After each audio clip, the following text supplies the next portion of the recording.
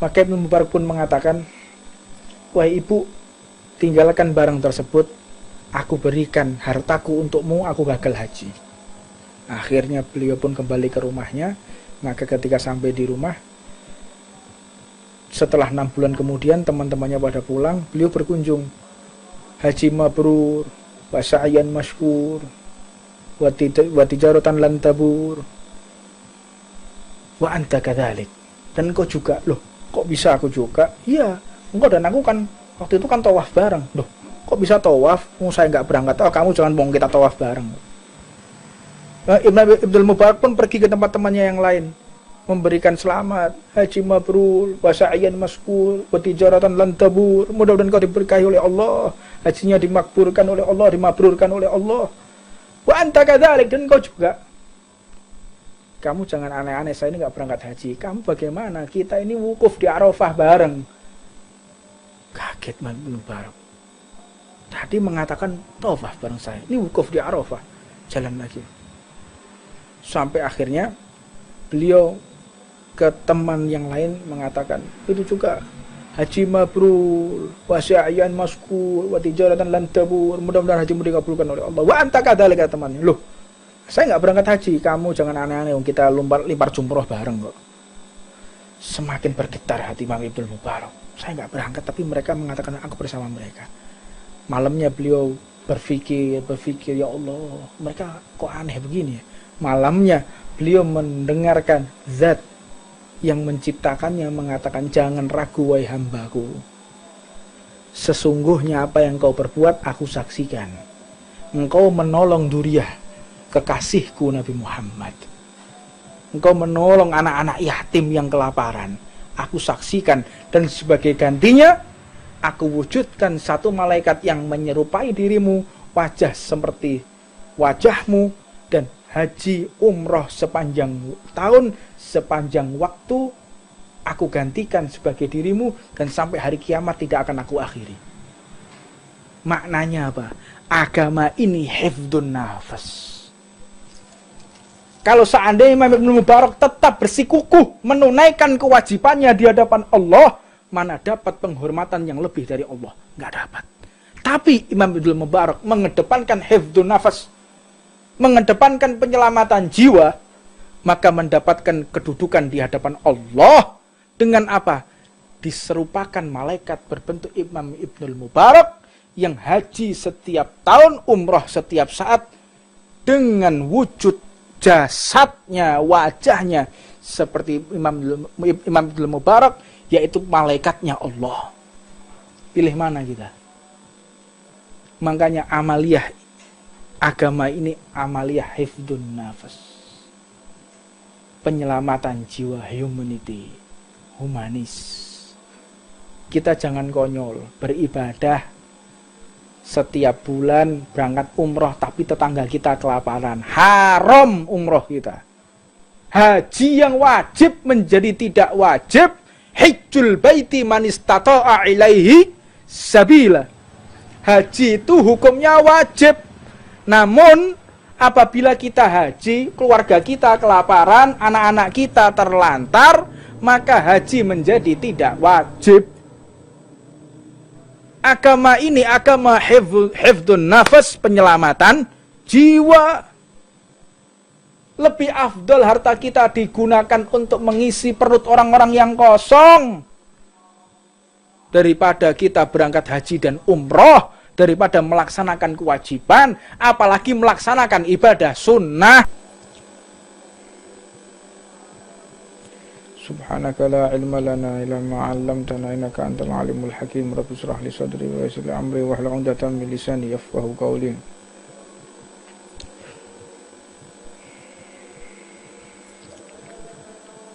Betapa banyak seseorang yang saat ini galau, merintih, menangis, terutama alam arwah, yang saat ini mereka mendapatkan kesempatan duduk bersama kita, yang mereka menangis kepada Allah, khawatir azab kuburnya dikembalikan oleh Allah Subhanahu wa ta'ala, khawatir azab kuburnya dikembalikan oleh Allah. Sedangkan kita yang masih hidup kadang-kadang melupakan betapa besar kesempatan yang Allah berikan kepada kita fi asrah awakhir, yakni idkun minan nar.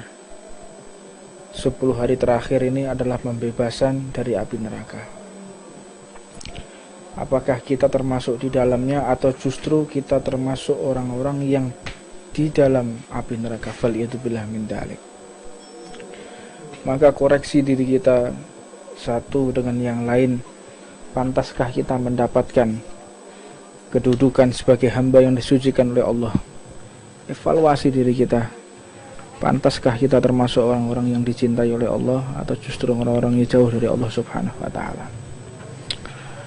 Al-Imam Ahmad bin Al-Habsyi, beliau melanjutkan dalam kitabnya ini Risalatul Jami'ah. Famin ma'asil qalbi syaqu fillahi ta'ala wal min makrillah. Tahukah kalian kemaksiatan yang tersembunyi itu manakala dia merasa Allah itu ada atau tidak ada? Ini definisinya sangat luas. Bisa jadi dikatakan Allah ada atau tidak ada itu yaitu syakfillah, ragu-ragu atas kekuasaan Allah, seolah-olah Allah tidak mampu apa yang bisa dia perbuat untuk dirinya,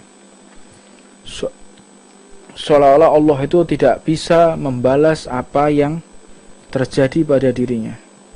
Syakfillah. Kalau kita ingin tahu kita ragu atau tidak atas Allah terhadap kita, maka lihatlah kita lebih nyaman mana, uang kita berada di rumah atau berada di amal jariah. Kalau kita ingin tahu kita lebih merasa nyaman mana, uang kita berada di kantong, di bank, di rekening, atau uang kita berada di kantong-kantongnya orang fakir miskin. Lebih percaya mana kita? Sedangkan Allah menjanjikan kalau kita mau mengisi kantong-kantong orang yang tidak memiliki uang beli makanan, tidak mau mengisi orang-orang yang membutuhkan, maka rezeki kita akan sampai di situ. Namun jika kita mau memberi mereka yang tidak memiliki rezeki seperti kita, rezeki kita akan dilipat gandakan oleh Allah. Bahkan Nabiullah Ibrahim, beliau bersusah payah membangun Ka'bah, Baitullah, Ka'bah yang saat ini masih berfungsi sebagai kiblat umat Islam seluruh dunia. Betapa besar amal jariah Nabiullah Ibrahim, besar. Jadi tempat berkumpulnya umat Islam mengadu kepada Allah. Jadi tempat berkumpulnya umat Islam untuk bertawajuh kepada Allah. Di situ ada Hajar Aswad, multazam, tempat yang mustajabah yang telah dibangun oleh Nabiullah Ibrahim, menjadi kiblat setiap manusia yang ada di sana. Bahkan dikatakan barang siapa sholat di Masjidil Haram, 1 rakaat seperti 100.000 rakaat. Dan semua amaliyah itu kembali kepada Nabiullah Ibrahim, karena Nabiullah Ibrahim yang membuat Ka'bah. Betapa besar kedudukan Nabiullah Ibrahim, betapa besar amaliyah Nabiullah Ibrahim, jariahnya besar. Namun ketika Nabiullah Ibrahim selesai membuat Ka'bah, selesai membangun Ka'bah, Allah berfirman, apa yang dikatakan oleh Allah? Wahai Ibrahim, amaliyahmu, jariahmu membangun Ka'bah tidak sebanding besarnya dibandingkan orang-orang yang mengisi kantong fakir miskin atau mengisi perut orang-orang yang lagi kelaparan.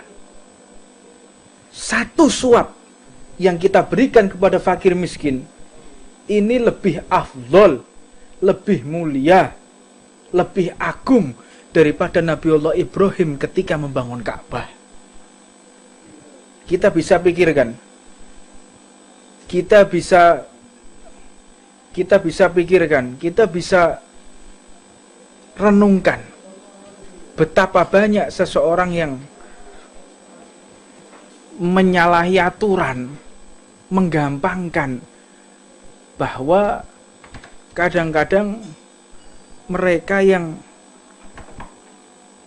beribadah ke Mekah, ibadah umroh, Seringkali mereka berangkat haji tiap tahun. Seringkali mereka berangkat menuju Masjid Nabawi, ziarah ke makam Rasulullah. Ketahuilah, orang yang setiap tahun haji, yang setiap bulan umroh, tidak sebanding apabila harta yang kita keluarkan untuk berangkat haji dan umroh itu lebih afdol kita serahkan kepada fakir miskin yang dalam keadaan kelaparan. Sebagaimana cerita Al-Imam Ibnul Mubarak radhiyallahu ta'ala anhu wa nafa'anallahu bi'ulumih. Al-Imam Ibnul Mubarak ketika beliau berhasrat ingin berangkat haji, pada masa itu sangat sulit orang berangkat haji, nggak seperti saat ini. Kita bersyukur ya di Indonesia ini, haji termurah di dunia itu di Indonesia. Tidak ada haji yang lebih murah melebihi Indonesia. Beruntung kita. Kenapa? Coba dihitung ya. Coba dihitung, menyinggung sedikit, menyimpang dari pembahasan kita. Di sana 40 hari. Setiap hari makan 3 kali. Ada fasilitas travel antar jemput. Belum lagi nanti ada living cost 1.500 real. Semua itu hanya 38 juta. Masih dapat ongkos uang kembali 6 juta. Total 32 juta. Hidup 40 hari di hotel, dibiayai, ada pemandu. Ini kadang-kadang orang masih menyalahkan pemerintah. Kita ini orang yang paling senang menyalahkan orang lain, yang paling senang membuka aib orang lain. Itu sifat kita, jeleknya kita di situ. Kalau ada orang yang jelek, wah, kita semangat untuk membuka aibnya. Kalau ada orang yang salah, wah, kita benar-benar semangat untuk menyebarkannya. Fal'iyadu min dalik. Jadilah kita penyejuk di antara umat. Jadilah kita orang yang menutup aib sesama. Jangan kita berhasrat seperti kaum kafir yang tidak mengenal Allah dan Nabi Muhammad. Mereka berhasrat membuka aib saudaranya. Mereka berhasrat untuk menggunjing orang lain. Fal'iyadu min dalik. Kembali kepada Imam Ibnul Mubarak. Masa beliau sangat sulit, nabung bertahun-tahun untuk berangkat haji. Ketika berangkat haji, di tengah perjalanan, beliau melihat seorang perempuan yang lagi menyeret kambing. Kambing tersebut sudah menjadi bangkai, seret. Dibelah sama beliau. Dibelah, dipotong-potong, diambil dagingnya. Kata Imam Ibnul Mubarak, "Wahai ibu, apa yang akan kau lakukan? Diamlah engkau, wahai orang yang akan berangkat haji. Tidak usah tanya apa yang akan saya perbuat. Wahai ibu, saya bertanya kepadamu, apa yang kau tanyakan? Tentang apa yang kau lakukan? Aku tahu ini bangkai, aku tahu ini haram. Tapi haram untukmu, tapi halal bagiku. Haram untukmu, halal bagiku," kata si ibu ini. Kenapa bisa seperti itu? Saya memiliki anak-anak yatim, seorang sayyid, cucu Rasulullah, yang dalam keadaan kelaparan. Aku sebagai ibunya harus mengisi perut mereka.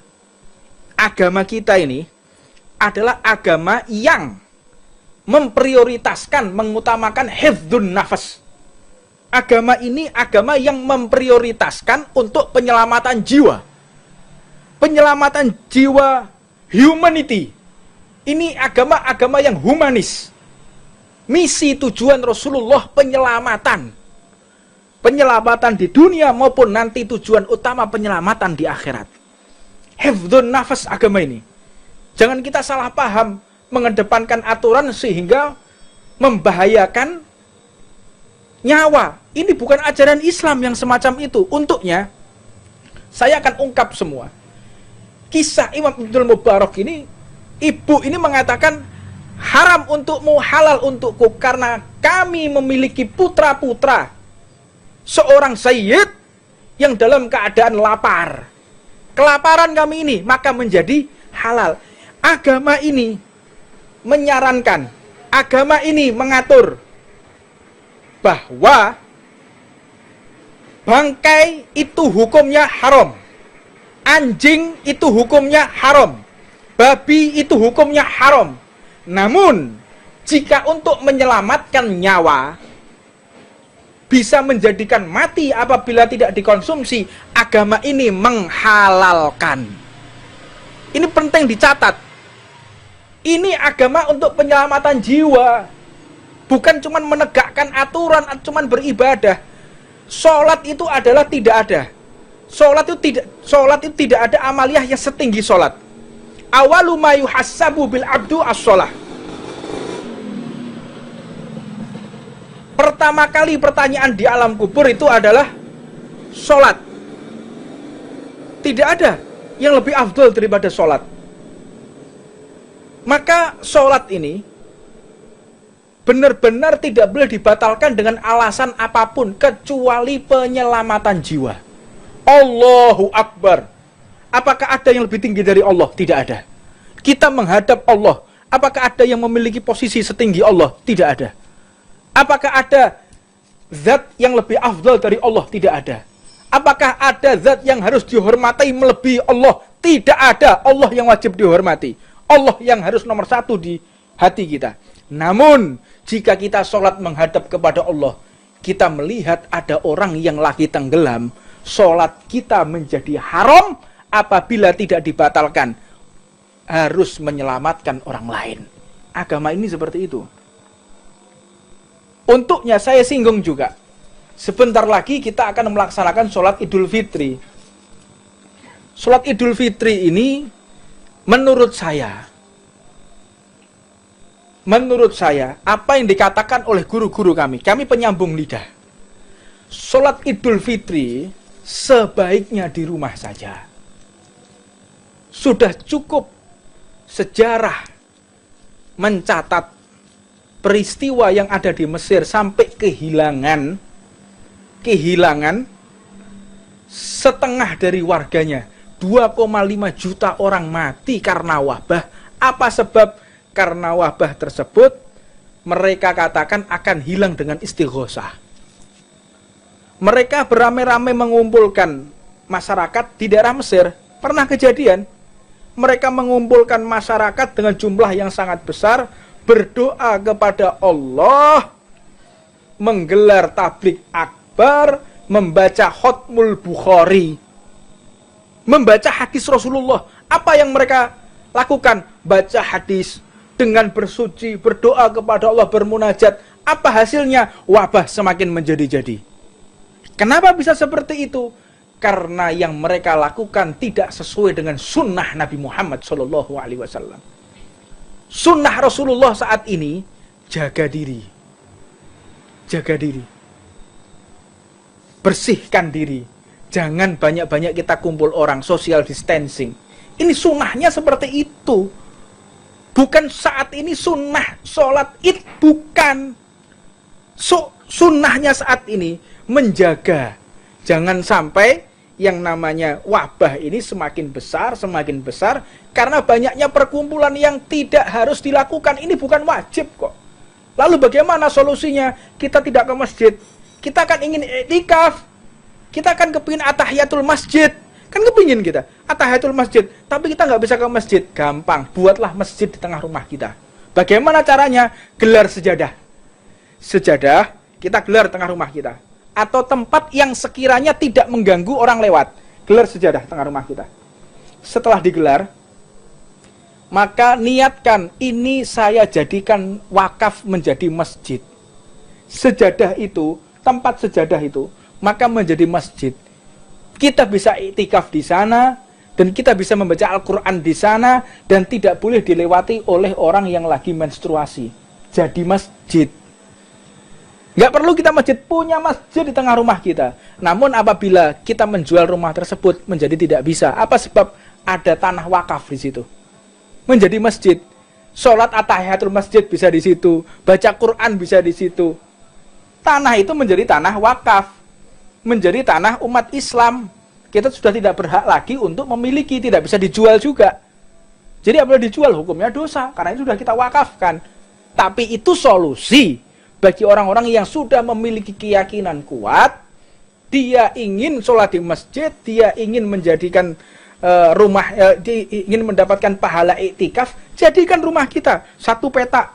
Ya Allah, saya niatkan, saya wakafkan tanah sebelah sini. Ini masjid. Jadi masjid sudah. Nggak perlu kita ke masjid. Untuk tidak kehilangan fadilah kita berangkat ke masjid.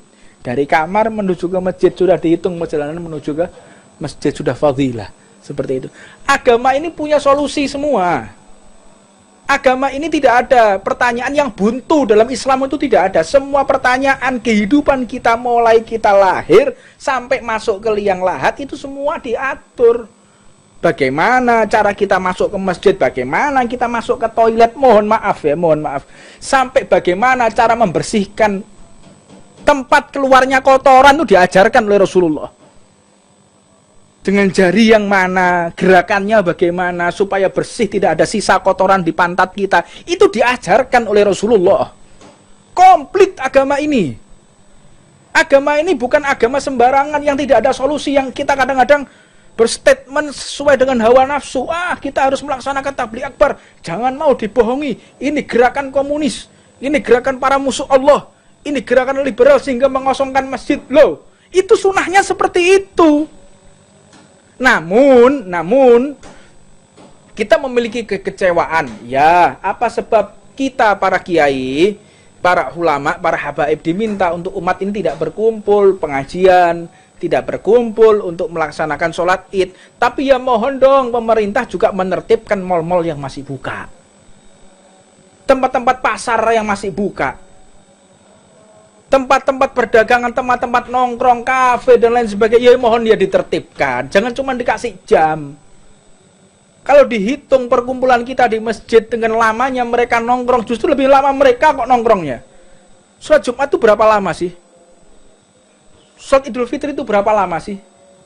Sebentar dibandingkan mereka pegang HP nongkrong rame-rame, lebih lama mana? Apalagi kalau ada wifi-nya tambah lama lagi. Apalagi pasangan muda-mudi, lebih lama lagi. Apalagi tempat-tempat yang menyediakan baju baru dan lain sebagainya, mereka lebih berjubal di situ. Jadi kalau kita para ulama, para kiai, para habaib diminta untuk mengatur para santri, para umat untuk sholat di masjid, itu ditinggalkan sementara demi wabah ini. Sholat di rumah Idul Fitri, kami terima.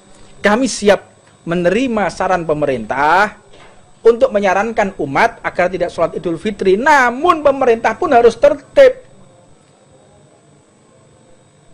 Menertibkan mal, menertibkan pasar. Sehingga tidak ada ketimpangan sosial. Sehingga tidak ada ketimpangan pemahaman. Kalau ketimpangan pemahaman seperti ini ya aneh toh. Masjid kita disarankan. Terus kenapa? Mal kok masih dibuka? Kafe masih dibuka? Tempat nongkrong masih disediakan, kan aneh. Kemarin kami di Bandung, jalan-jalan ditutup, social distancing. Tapi di tempat yang kosong tersebut mobil tidak boleh lewat. Anak muda-mudi memanfaatkan jumlahnya ratusan mereka kumpul di situ. Ini kan nggak masuk akal yang seperti ini. Membuat orang sulit untuk melewati jalan, namun tidak memperhatikan tujuan ini apa sih? Jalan di stop, masjid dikosongkan agar orang tidak berkumpul. Lah memangnya di kafe itu nggak orang kumpul? Memangnya di mall itu nggak orang kumpul? Di pasar itu nggak orang kumpul? Kumpul kok mereka. Kenapa yang mereka seperti itu tidak ada himbauan, hanya dikasih jam? Hanya dikasih jam. Ya ini merupakan bentuk suara yang hak, yang harus diterima oleh semua orang. Nah ini penting ya, dipahami oleh semua orang bahwa apa yang kita lakukan ini bentuk pencegahan. Penentu nasib bangsa Indonesia 10 hari ke depan itu. Penentu 10 hari ke depan ini. Kalau 10 hari mereka tetap melaksanakan mudik, tetap melaksanakan pulang kampung, tidak social distancing, pegangi omongan saya. Lihat, akan meledak wabah ini. Masuk ke rumah semua orang. Akan menampar semua pipi semua orang. Lihat aja.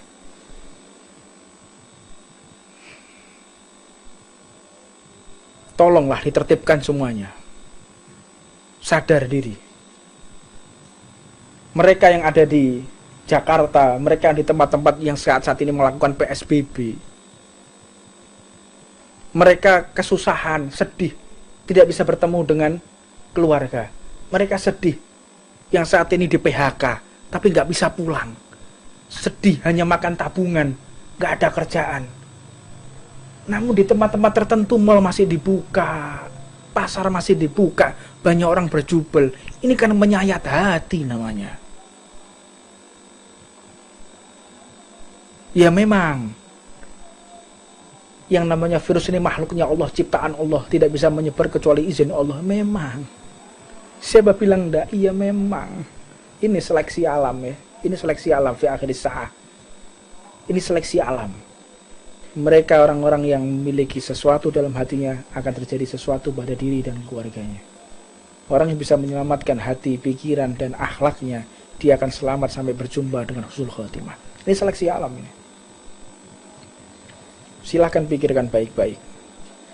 Nasib bangsa Indonesia 10 hari ke depan. Mereka maksa mudik, halal bihalal, memaksa sholat Idul Fitri dengan jumlah yang sangat besar, dengan masyarakat majmuk dari berbagai kota. Ini akan berbahaya karena sifat daripada virus ini akan mutasi genetik. Mutasi genetiknya ini akan berbahaya. Saya nggak akan berpanjang-panjang lah. Saya cuma bisa berdoa kepada Allah. Kami di sini memiliki kewajiban untuk menyampaikan. Taat atau tidak itu terserah Anda. Kami mengucapkan seperti ini dikatakan tidak membela rakyat. Di saat yang lain kami dianggap kontra pemerintah, memusuhi pemerintah. Ini keadaan kita seperti itu ya, ikhwan. Adu domba. Berbicara apapun salah, diam pun salah, mengomentari apapun salah, tidak mengomentari juga salah. Ini disalahkan semua orang. Ini antara satu dengan yang lainnya saling menyalahkan. Saling menyalahkan, nggak saling support ini. Satu dengan yang lain, ayo salahkan, ayo kritisi, tapi nggak ada solusi.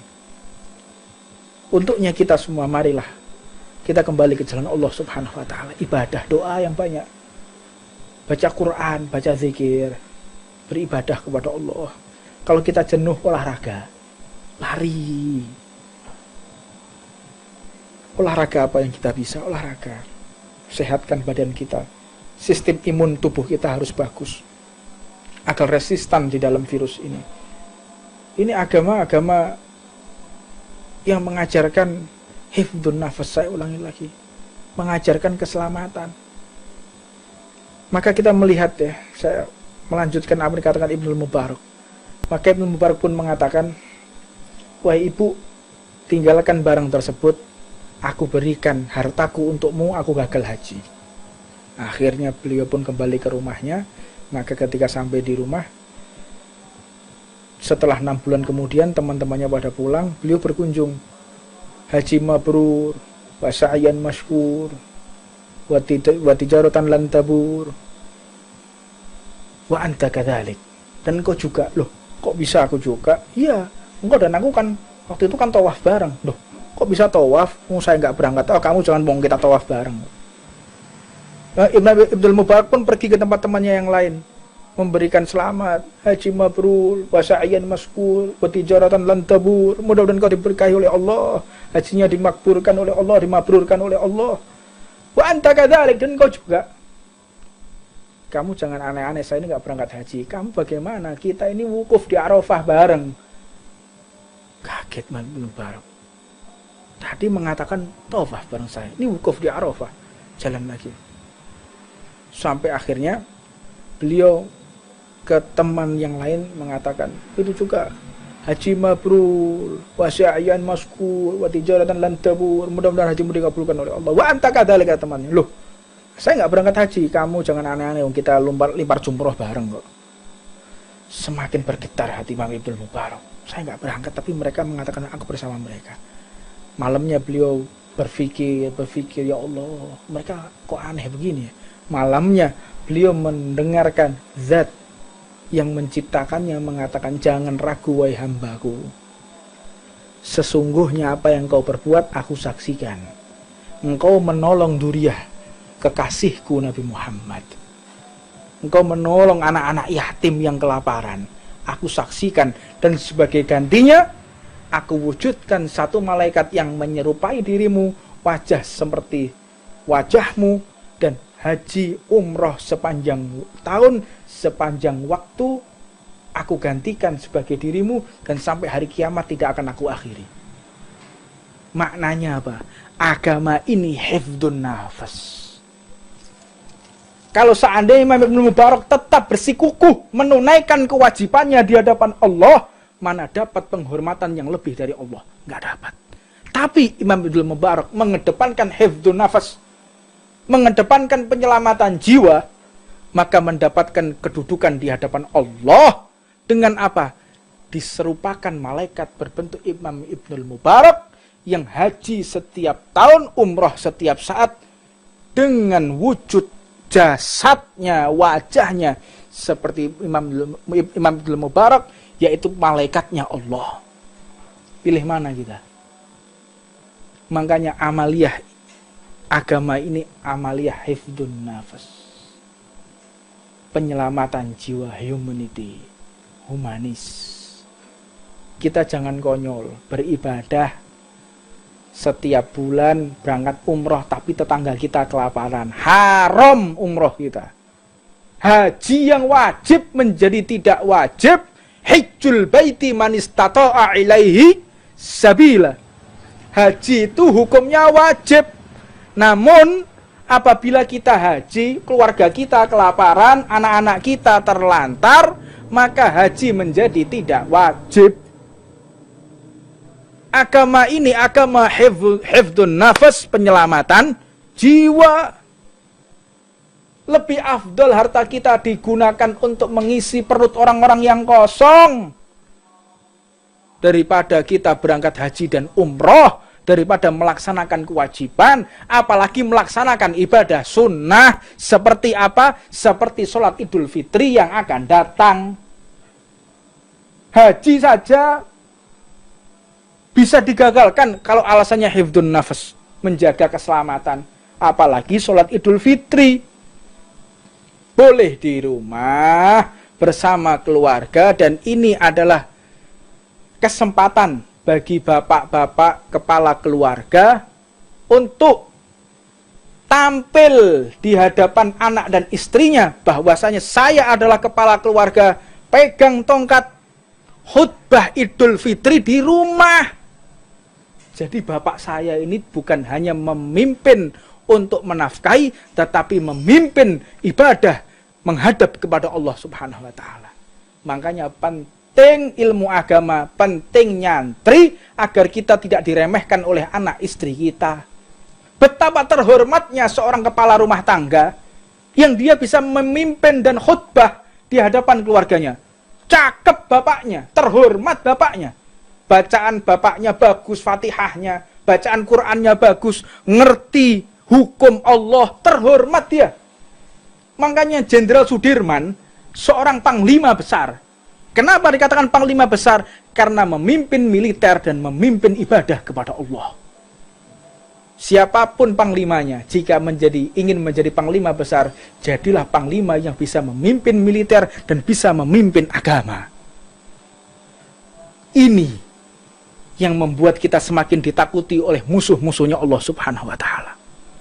Seorang kepala rumah tangga yang bisa menyelamatkan rumah tangganya bukan hanya bisa memenuhi kebutuhan perut, namun bisa memenuhi kebutuhan rohani batiniah daripada keluarganya. Nyantri ini penting, taklim ini penting. Betapa gagahnya kepala rumah tangga, anaknya diminta untuk qomat, setelah itu bapaknya melaksanakan khutbah di hadapan anak istrinya, di hadapan keluarganya, terhormat, ditakuti. Dia yang menafkahi, dia yang berceramah, dia yang memimpin rumah tangganya menjadi rumah tangga sakinah, mawardah, warahmah. Keagungan ilmunya Rasulullah Shallallahu Alaihi Wasallam. Makanya jangan kosongan. Jadi kepala rumah tangga jangan kosongan. Isi rumah tangga kita dengan ilmunya Rasulullah. Ajari anak-anak kita mengenal Rasulullah. Dan jangan lupa isi diri kita dengan ilmu Nabi Muhammad.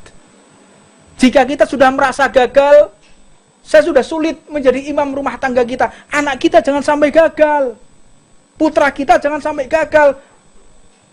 Kita kan malu kalau tidak bisa mengimami sholat. Jangan sampai anak kita malu seperti kita tidak bisa memimpin sholat di rumah tangganya. Imam Syafi'i mengatakan, pedihnya menuntut ilmu, sengsaranya menuntut ilmu, tidak sebanding dengan sengsaranya malu di dalam kebodohan menuntut ilmu agama.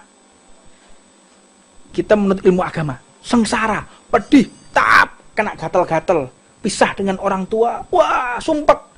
Tapi tidak sebanding dengan siksanya orang yang bodoh di hadapan keluarganya yang nggak ngerti ilmu agama. Malu. Apalagi udah masanya tarawih, bapak yang imamin tarawih ya bapaknya nggak bisa baca sholat, baca Quran nggak hafal, tajwidnya nggak bagus. Ada saran seperti ini, bapaklah nanti yang menjadi sholat imam sholat Idul Fitri, bapaknya nggak ngerti, apa nggak malu, nggak menyesal? Kalau kita sudah terlanjur nggak bisa memimpin sholat Idul Fitri, maka jangan sampai anak kita merasakan malu seperti kita. Bekali anak-anak kita dengan ilmunya Rasulullah SAW. Mudah-mudahan pesan ini sampai ke seluruh Nusantara. Pesan ini didengar oleh semua orang. Hifdun nafas segala-galanya. Penjagaan nyawa segala-galanya. Bukan hanya untuk umat Islam. Seluruh umat beragama. Seluruh umat manusia harus diselamatkan.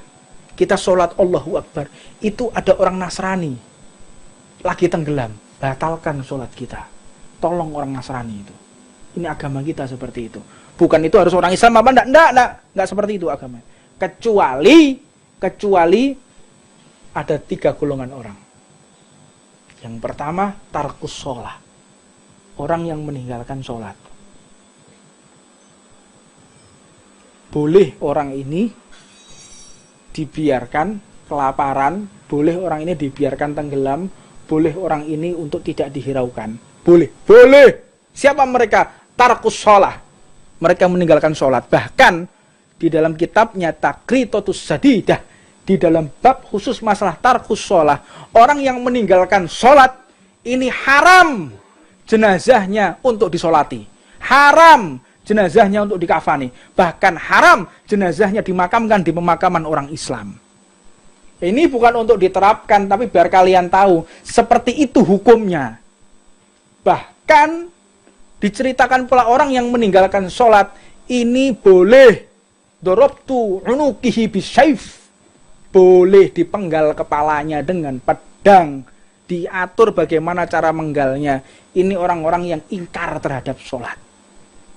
Namun tarkus sholat, orang ini boleh diasingkan, boleh diusir dari pemukiman. Karena apa? Orang yang tidak sholat itu membawa 124.000 laknat kutukan dari Allah. Orang yang meminum minuman keras itu turun 1 laknat Allah. Orang yang membunuh turun laknat Allah. Tapi orang yang meninggalkan sholat turun 124.000 laknat dari Allah. Tahukah laknat? Apa itu laknat? Kutukan Allah. Kutukan Allah ini turun kepada siapa yang bisa kita lihat? Turun kepada iblis. 1 kali kutukan Allah turun kepada makhluknya, makhluk tersebut tidak bisa masuk ke dalam surga.